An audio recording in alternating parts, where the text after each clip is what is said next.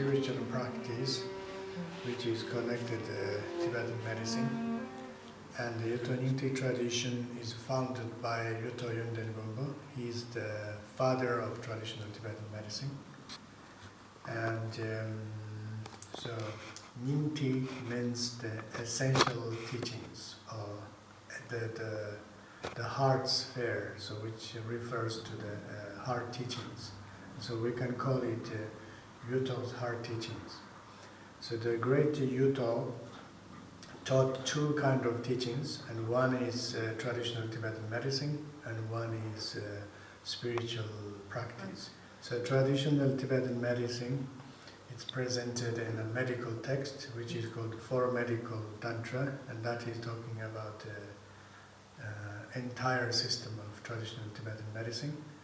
And then the Yuthok Nyingthig, it's a complete cycle of spiritual teaching.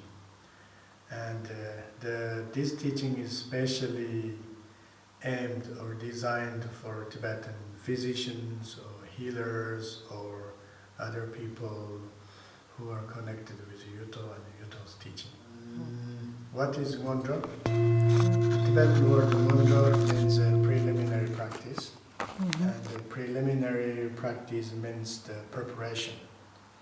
And this is a very important part because it's the foundation of all kinds of spiritual practices. And of course here we are talking about Mahayana tradition, in the Buddhist tradition, and especially in the Tibetan spiritual part is called Vajrayana. And the Vajrayana practice, it's important to make a good foundation. And the foundational practice is called Ngondro. According to Yuthok Nyingthig, there are three types of Ngondro. The first one is called the common Ngondro, which means common and open the questions for all our humans. Like, for instance, the preciousness of the human life, or the law of cause and effect, and the nature of the life, how it's impermanent, and the side effect or the problematic part of the samsara. And so we had to think more carefully about these points. And the question is, if we know what suffering is, then we know the value of the happiness, or we appreciate, the meaning of the happiness. So therefore, the common Ngondros are 5 opened questions for all humans. So what we need to do our life, and what is the goal of our life, and why we are here, and as a human, all these questions. Second one is called uncommon Ngondro, or uncommon preliminary practice. Why it's called uncommon? Because it's more connected with Buddhist philosophy or Buddhist teachings. And that one leads us to more profound understanding what Buddhism is. And especially, of course, Vajrayana tradition and the Mahayana tradition, and especially about Vajrayana tradition. So we are talking about the refugee, different levels of refugee according to Sutra, refugee in the Buddha Dharma Sangha, and the Tantra, we take a refugee in the Guru Devadakini 3 roots. And in the higher level of practices, so taking refugee means to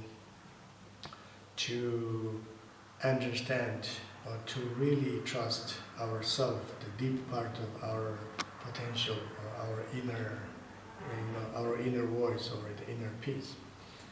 And then we have compassion practice and bodhicitta practice and these things. So how we can cultivate our positive emotions, or how we can cultivate loving kindness and compassion toward our friends and family people, and then extending more for normal people and common people, extending more for strangers and to our enemies. And of course, not only for humans, also for animals and invisible sentient beings and so on. So the talking about compassion is like a way to how to open our mind and opening mind and to try to generate the most powerful and profound compassion and loving kindness toward the all sentient beings.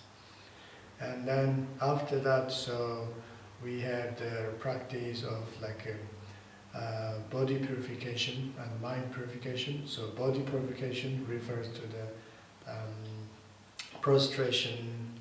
It's a simple body yoga, and also circumambulations or walking meditation.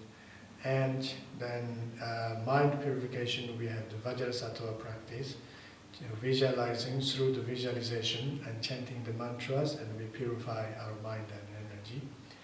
And then there is another practice, is called generosity, or offering the mandalas. And this means the more we give to others, or the more we give out from us, and the more we can also receive.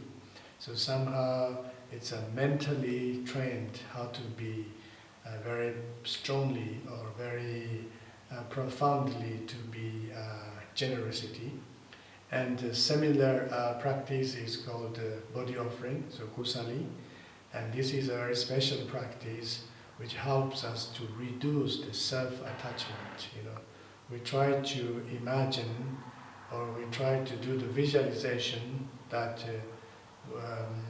we are able to transform ourselves into the nectars or the light, and able to be very strong generosity and offer to the all sentient beings.